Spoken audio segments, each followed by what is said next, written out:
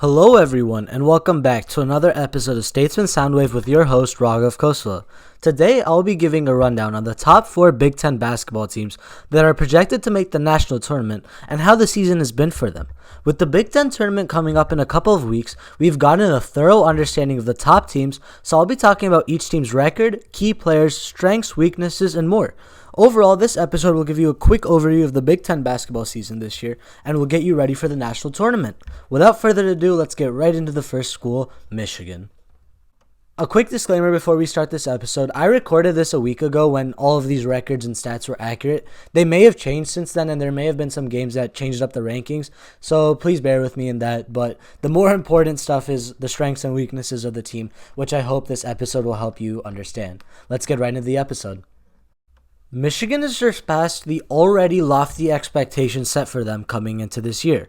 Led by Coach Juwan Howard, the former NBA role player, Michigan is currently ranked 3rd in the national rankings and are known to be the best of the rest. Gonzaga and Baylor are clearly the two best teams in the nation, but Michigan isn't as far behind as some people think they might be.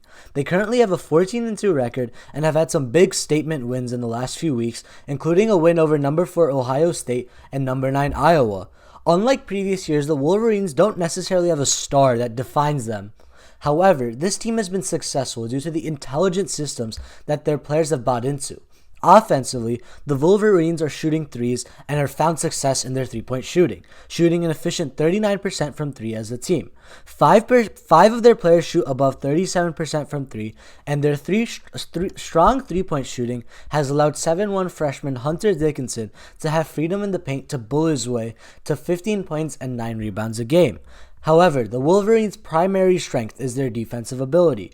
Dickinson is a force in the paint, showing that he can stop some of the best big men in the nation, such as Luke Garza, with ease using his strength and defensive awareness.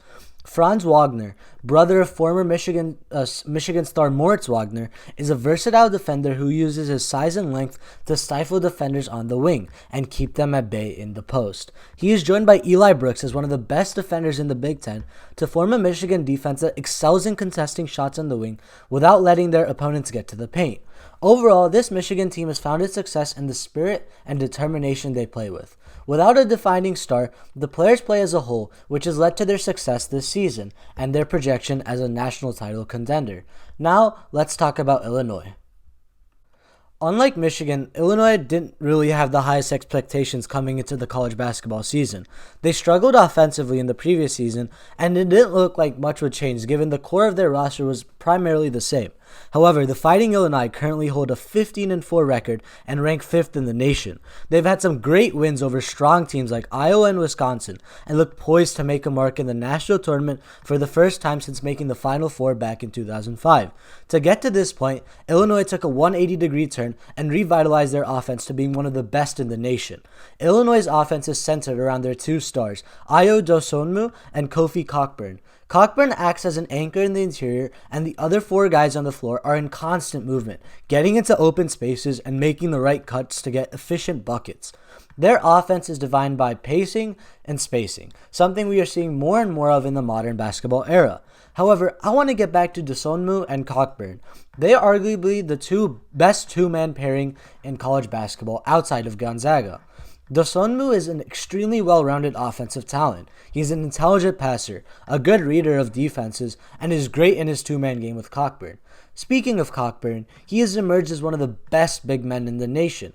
He is physically dominant, standing at 7 foot and weighing at 285 pounds. His ability to work the pick and roll with Dosunmu and also dominate the interior allows for shooters to get open, as the defense struggles to make decisions as is to stopping Cockburn in the paint or leaving a shooter open for 3. They're average defensively, some nights excelling while other nights they're struggling to contain hot scoring, but the team plays with physicality, which is always a positive. Look for Illinois to be a big player in the national tournament. Ohio State is typically more known for its football program rather than basketball, but they have proved all of their basketball doubters wrong by being the 4th-ranked team in the nation. Led by coach Chris Holtmann, Ohio State has produced its best team in over a decade, even doing better in advanced metrics in comparison to the D'Angelo Russell days. Like Illinois, the Buckeyes are spearheaded by an efficient offense that overlooks the defensive inconsistencies that do exist. E.J. Liddell and Dwayne Washington combine to form a versatile and efficient 1-2 punch, with each of them averaging 15 a game. Kyle Young is a perfect glue guy whose effort and leadership make him the de facto emotional leader of the squad. Holtmann has created an efficient, team-oriented offensive system which is not defined to one way of playing the game. It's more of them reacting to what the defense offers and going from there.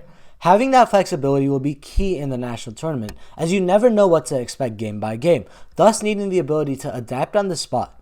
However, as efficient as their offense might be, the Ohio State defense lacks the punch that their offense has. With the Buckeyes not having the standout defender like Eli Brooks is for Michigan, it is essential that the players expend their energy to cut passing lanes and play good help side defense in order to get stops that they need.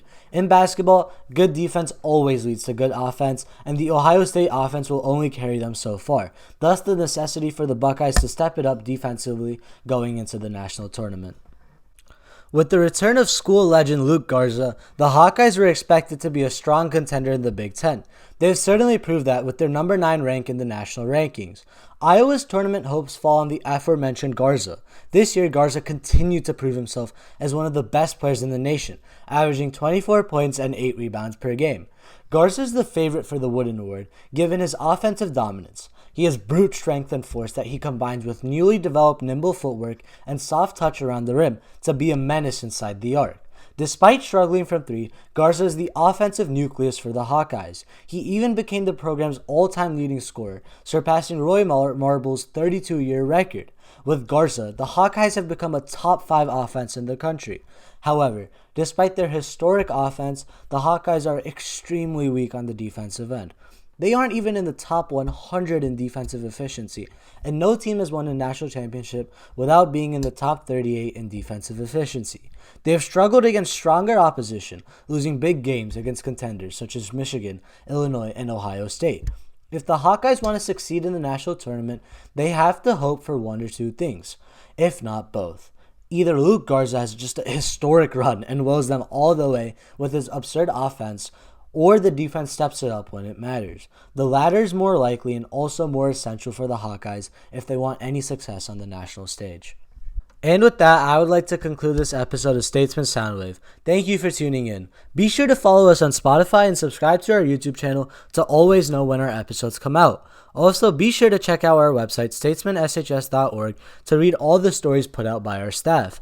That's all for now. Thank you.